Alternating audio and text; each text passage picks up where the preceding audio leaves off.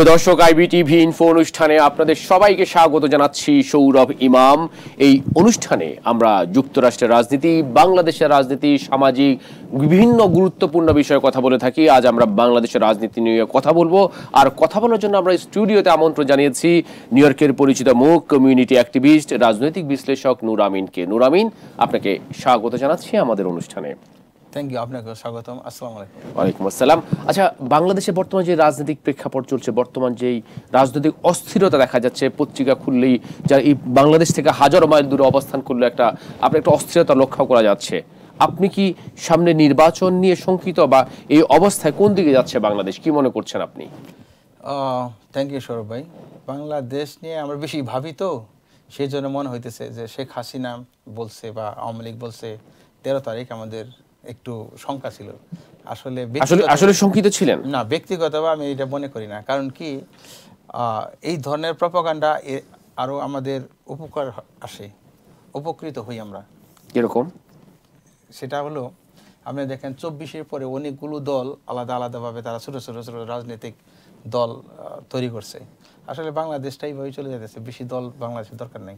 How ever এই ছোট ছোট দলগুলি আবার তারা এক হয়ে গেছে গা। এনসিপি বলেন, এই দল বলেন, সেই দল বলেন, ডান বলেন, বাম বলেন, সমস্ত বাংলাদেশের 90% মানুষ আওয়ামী লীগ তথা হাসিনা তথা এই স্বৈরাচারী মনোভাব ওলা সরকারদের পছন্দ করে না। সেই কারণে অন্যান্য সব দল এক হয়ে গেছে।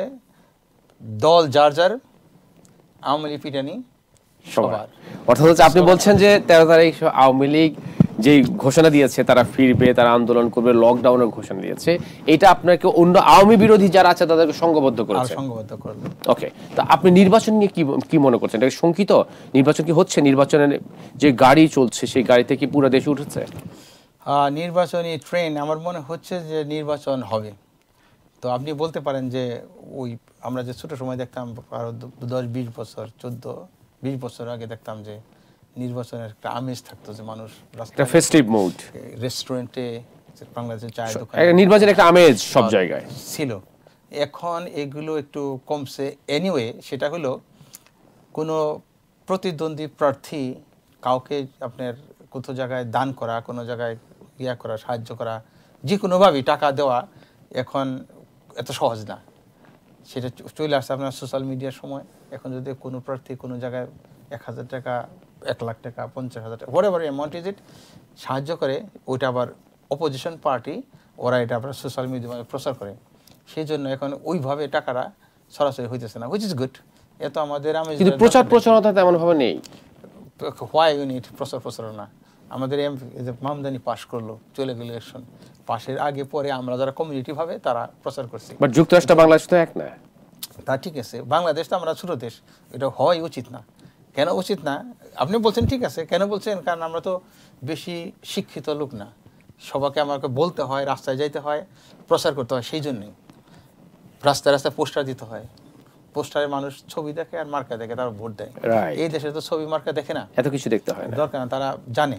সেই জন্যই এত প্রচারণের দরকার নেই।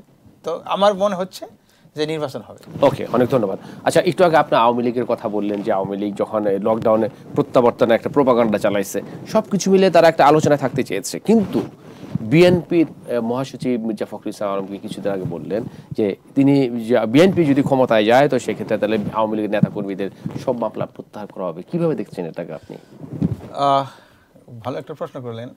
তো আমি একটু পিছনে দিকে যাই। 5ই আগস্টের পরে যখন জামায়াত ইসলামের হুজুর বলতেছিল, ডক্টর শফিক, জামায়াতের আমির, ওই স্যার যখন বলতেছিলেন যে আমরা মানুষকে ক্ষমা করে দেব, ইসলাম ক্ষমা করে, এটা করে, কিন্তু উনি কোন সূত্রে বলতেছিল আমি জানি না। আমি একটা প্রোগ্রামে তখন বলতেছিলাম যে শফিক স্যারের ওনার কোনো রাইট নাই কাউকে ক্ষমা করার। যে আমি যদি আপনার কাছে অন্যায় করি, আপনার ছেলেকে হত্যা করি, আপনার ভাইকে হত্যা করি, তো আপনি ছাড়া, এটা আমার ধারণা, আমি জানি না, আমি তো অত কোরআন হাদিসওয়ালা ব্যক্তি না, আমি এত না, প্র্যাকটিসিং মুসলমান না। তো সেই ক্ষেত্রে আমার প্রশ্ন ছিল যে আমার জানা মতে স্বয়ং খুদা তাকে মাফ করে না। তো আপনি তাদের এই অসভ্য আওয়ামী লীগদের আপনি মাফ করার, যে পরিমাণ জুলুম নির্যাতন করছে, সেই ক্ষেত্রে ডক্টর শফিক স্যার দেখেন এখন তার বক্তব্য চেঞ্জ করছে। তো সেক্ষেত্রে মির্জা ফখরুল তার, হ্যাঁ প্লিজ। এখন ফখরুল সাদেরে বলছে, আমি পরে শুনছি যে উনি চেঞ্জ করছে তার এক্সকিউজ মি, তার ভাষ্য চেঞ্জ করছে।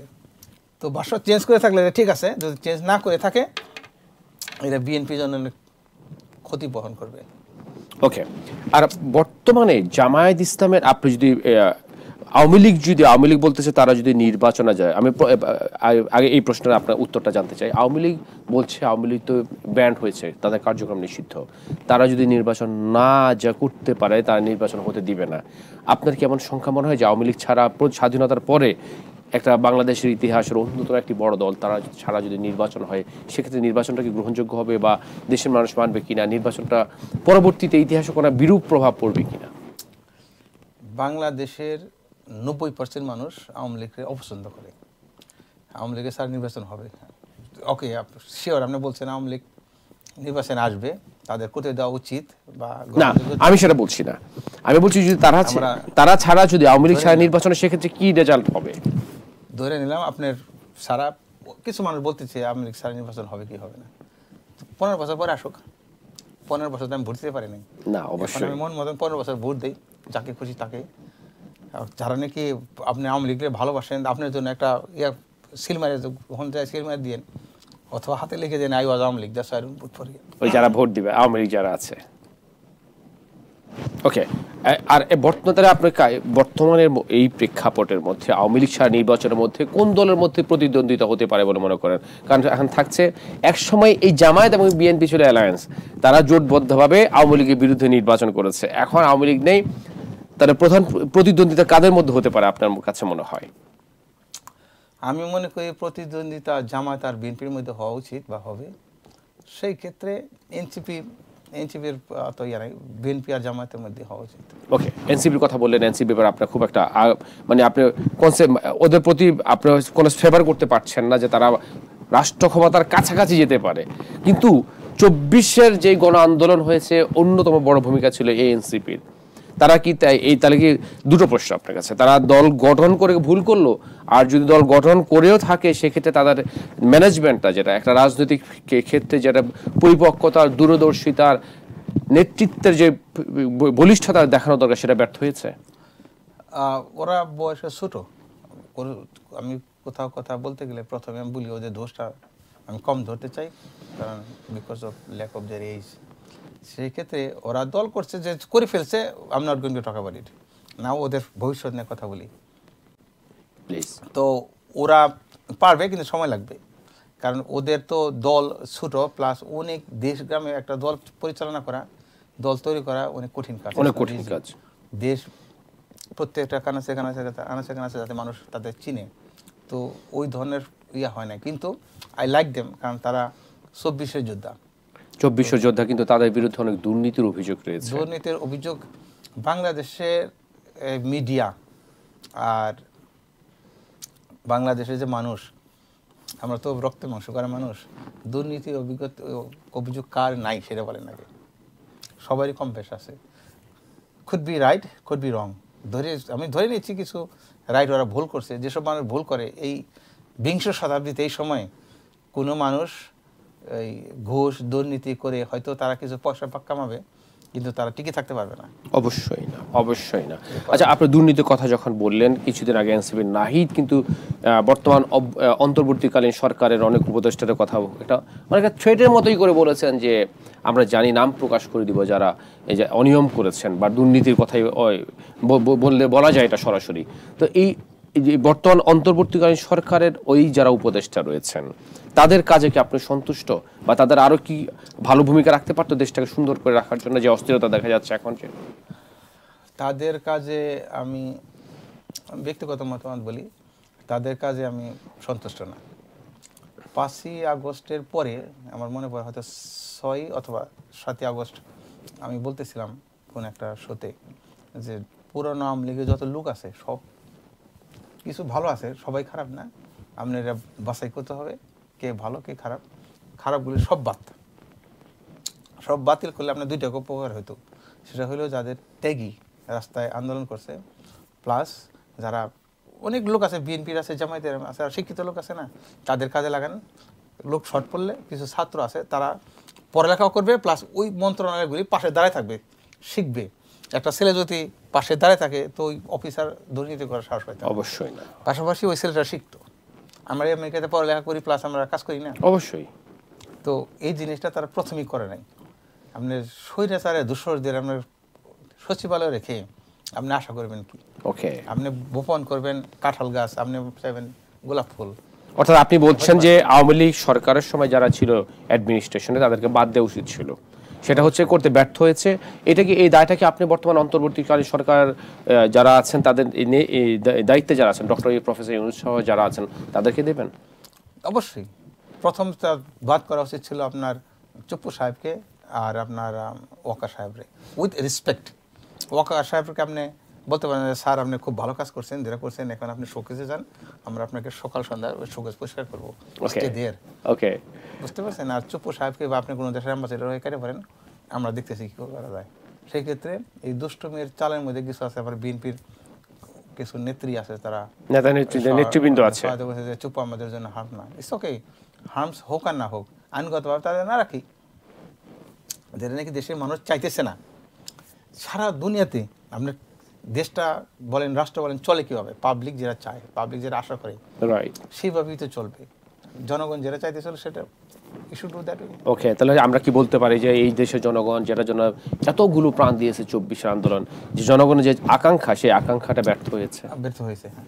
তো সেক্ষেত্রে আপনার কি মনে হয় যে 71 সালের পরে এতগুলো আপনার রক্তক্ষয়ী সংঘর্ষ হলো, 90 হলো, 24 হলো, 2006 সালে হলো, মানে বাংলাদেশ কি এই পথেই থাকবে? স্বপ্ন দেখার কি কিছু নেই কখনো? আমি আশা করি এই পথে আর থাকবে না, পরিবর্তন হবে। পরিবর্তন হবে দুইটা ভাবে। একটা ভাবে হলো মানুষকে শিক্ষা দিতে হবে, আর 2 নম্বর হলো মানুষ নিজেদের প্রয়োজনে অন্যদের ইউজ করে। রাজনৈতিক নেতা বলেন আর বড় ধনীওয়ালারা বলেন, মানুষ যখন বুঝতে পারবে যে এই কাজটা আমার না, আমার করা উচিত হয় না, তখন করবে না। আপনি খেয়াল করেন, শেখ হাসিনা বিএনপির সময় গাড়িতে গান পাউডার দিয়ে মানুষের হত্যা করছে। এই সময়ে এটা খুব সহজ না, কোনো আওয়ামী লীগের কর্মী, জ্ঞানী, শিক্ষিত, প্রথমে আমি বলছি, কিন্তু যদি মানুষ শিক্ষিত হয়, একটা শিক্ষিত ছেলে ওটা করবে না। অবশ্যই ওই সময় করছে, তখন শিক্ষা ছিল কম, চাকরি ছিল না, পয়সার জন্য করছে। এখন করতে পারে যে নিজস্ব লোক থাকে খুব। কিন্তু আন্দোলন আপনি যে মাঝে মাঝে আপনি দেখেন হঠাৎ করে কিন্তু জয়বাগা স্লোগান দিয়ে কিছু হঠাৎ করে এসে আবার পালিয়ে যায়, আবার বিলীন হয়ে যায়। ওরা ওইভাবেই ওরা আরো 20 বছর এইভাবেই চলবে। এই ফুটকে দেখবেন জয় বাংলা বলছে, আবার টাকা দেখবেন নাই। এটা হচ্ছে কি আপনার, এর আগে আমরা দেখতাম যখন আমরা দেশে ছিলাম, তখন হয়তো বিরোধী দল যারা ছিল, বিএনপি বা ছাত্র শিবির যারা, জামায়াত ইসলাম, তারা এইভাবে আন্দোলন করতো। বিএনপি কিছু ঝটিকা মিছিল করছে। দেখেন, আমার আবার একটা কথা মনে পড়লো, out of topic please. Awami League তথা হাসিনা, জামায়াত, বিএনপি বলতে বলতে ওদের মুখ, মানে আমার ধারণা যে আওয়ামী লীগের লোকেরা ঘুমের সময় বলতেছে জামায়াত বিএনপি। সেই জামায়াত বিএনপি দেখেন ক্ষমতার মোহ আলাদা হয়ে যাইতেছে, একজন বদনাম করে। আমি মনে করি তাকে বদনাম করা উচিত না, যার পয়েন্ট অফ ভিউ, ফোকাস, শেষে এটা করা উচিত। আপনি পাশ করলে, আপনি সরকার ক্ষমতা গেলে আপনি কী করবেন, এটা আপনার ঢোল আপনি বাজাতে থাকেন। আমি সরকার ক্ষমতা গেলে আমি কি করব, আমার ঢোল আমি পিটাইতে থাকি। Why should say something bad about you and why you say something bad about me. Okay, যে খুব সুন্দর করে আপনি বলেছেন। একটা জিনিস আপনার জানতে ইচ্ছে করছে, সেটা হচ্ছে যে জামায়াত গত 15 বছরে নির্যাতিত, নিষ্পেষিত ছিল, বিএনপিও সেম ওয়েতে, বাট বিএনপি বিশাল দল, জামায়াতের কম্পারেটিভলি অনেক তাদের জনসংখ্যা কম, এরপরেও তারা এই যে নির্বাচনে 24 আগস্টের পরে, 24-এর অভ্যুত্থানের পরে বিভিন্ন ভার্সিটিতে যেভাবে তারা বিস্ফোরণ ঘটিয়েছে, ইতিহাস গড়েছে, এইটাকে কিভাবে দেখছেন আপনি? আপনি বলতে চাইতেছেন যে ক্ষমতায় যাওয়ার জন্য রাস্তাঘাটে যে বিএনপি লোকেরা বিস্ফোরণ করতে চায়, ওইটা বললেন না? না, তাদের যে রেজাল্ট ভালো হয়েছে সেটা বলতেছি আমি, যে মানে আপনার ডাকসু নির্বাচন, বিভিন্ন ভার্সিটিগুলোতে তাদের যে ভিপি পদে, জিএস পদে, বিভিন্ন পদে যে তাদের যে বিজয়টা, আমি এটাকে বিস্ফোরণ বলছি। আপনি বুঝতে পারছি এখন। হ্যাঁ, জামায়াতের যে বিজয় হইল, সেটা দুইটা কারণ। একটা কারণ হয়েছে আমাদের নিউ ইয়র্ক থেকে ইলিয়াস ভাই তাদের জন্য প্রচার করছে, কারণ জামায়াতের ছেলেরা আসলেই ভদ্র। তো মানুষ দেখছে যে একটা রাজনৈতিক দল বলেন আর রাজনৈতিক ছাত্র সংগঠন বলেন, সবাই ভদ্রতার পাশে থাকে। আমি ছোট সময় থেকেই যখন রাজনীতি তেমন একটা বুঝি না, তখন আমি ফার্স্ট ডে কলেজে যখন গেলাম তখন দেখি যে জগদারির মোস্ট খারাপ লোকগুলো আওয়ামী লীগ করে। এই যে আমি আওয়ামী লীগের প্রতি ছোটবেলা থেকে আপনি এটা দেখে হ্যাঁ, আসছেন। এই যে আমার মাথার মধ্যে ঢুকলো যে আওয়ামী লীগ, আর যাই করি আওয়ামী লীগ করি না, আমার রাজনৈতিক দল হইলো আওয়ামী লীগ ব্যতীত সব। বুঝতে পেরেছি। তো জামায়াতের ছেলেরা ভালো ভদ্র, তার মানে আপনি এটা ধরে নিন না যে সারা বাংলাদেশে যে ইলেকশন হয় ডাকসুর মতো বা চাকসুর মতো, এটা সিটি, সারা বাংলাদেশে শিক্ষা প্রতিষ্ঠান, হ্যাঁ আনাচে কানাচে জামায়াতে ইসলামের কোনো সাংগঠনিক ক্ষমতা এতটা নাই যতটা রাষ্ট্রপূর্ণ। আমি সেটা বলছি না, আপনি বলছেন যে মানে ডাকসু বা যেখানে যে ভার্সিটি কেন্দ্রিক যে বিজয়গুলো হয়েছে সেটা জাতীয় সংসদ নির্বাচনে প্রতিফলন ঘটবে না, ওই রকম হবে না। ডাকসু চাকসু এরা বলে শিক্ষিত ছেলে, ভদ্র ছেলে, আর সব শিক্ষিত মানুষ ওখানে ভোট দিছে। আপনি আরেকটা রেশিও আপনি পাবেন যখন দেখবেন বাংলাদেশের শিক্ষার হার কত। হ্যাঁ, এটা সত্য কথা, আপনি ভালো একটা পয়েন্ট ধরেছেন। কিন্তু আমি আরেকটা জিনিস আমি যেটা জানতে চেয়েছি আপনার কাছে, যে এত 15 বছর তারা কোণঠাসা থাকার পরেও শিক্ষা প্রতিষ্ঠানগুলিতেও এত ভালো ফল কিভাবে করলো তারা? এটা একটা চমক না? চমক, আপনি বললাম তারা ভালো ছেলে। ওকে, আমরা ওকে, হ্যাঁ, আমরা অনুষ্ঠান শেষ পর্যায়ে চলে এসেছি। শেষ করার আগে সবকিছু মিলে বাংলাদেশ নিয়ে কি এখন আপনি স্বপ্ন দেখেন যে সত্যি কথা বাংলাদেশ তার কাঙ্ক্ষিত গন্তব্যে পৌঁছবে এক সময়? বাংলাদেশ নিয়ে আপনি যদি আমাকে একটা প্রশ্ন করেন, আমি গতকাল এক ভদ্রলোকের সাথে আলাপ করতেছিলাম, বলতেছিলাম যে আমি যদি আজ থেকে 2 বছর আগে, অনেকে যারা আমেরিকা থাকেন তারা জানেন যে মেগা মিলিয়ন মানে লটারি গ্যাম্বলিং হয়। তো 2 বছর আগে আমি ভাবতাম যদি আমি একটা লটারি পাই, তখন আমাকে একজন জিজ্ঞেস করেছে আপনি কি করতেন, আমি বলতাম যে যেভাবে হাসিনা মুক্ত বাংলাদেশ করতাম। এখন গতকাল এক ভদ্রলোকের সাথে আলাপ করতেছিলাম যে আমি যদি একটা লটারি পাই, আমি তখন বললাম যে অর্ধেক টাকা বাংলাদেশের জন্য খরচ করতাম। এখন এত ভালোবাসা আপনার দেশের প্রতি? বাংলাদেশের জন্য, যেমন এখানে বাংলাদেশের ভালো একটা এম্বাসি নাই, একটা ভালো অফিস নেই, সহকারে ভালো একটা এম্বাসি হয়তো, যেটা কনসুলার বাংলাদেশের, যেটা নিউ ইয়র্কে বাংলাদেশ কনসুলেট অফিস আপনার, আর একটা আপনি এখানে ডোনেট করতেন। ওকে, দেশের জন্য feel how I like Bangladesh, okay, how I love Bangladesh. এখন আপনি স্বপ্ন দেখছেন। ওকে, আপনার শেষ করার আগে দর্শকদের উদ্দেশ্যে কি বলতে চান আপনি? দর্শকদের উদ্দেশ্যে আমি সবসময় বলি যে শিক্ষার কোনো শেষ নেই। মানুষ সবাই শিক্ষিত হন, দেখবেন নিজে নিজে আপনি একটা জায়গায় পৌঁছে যাবেন। অবশ্যই শিক্ষা আপনাকে আনবে ভদ্রতা, how to talk with people, what kind of business you want to do and where you want to go, that you know your path yourself.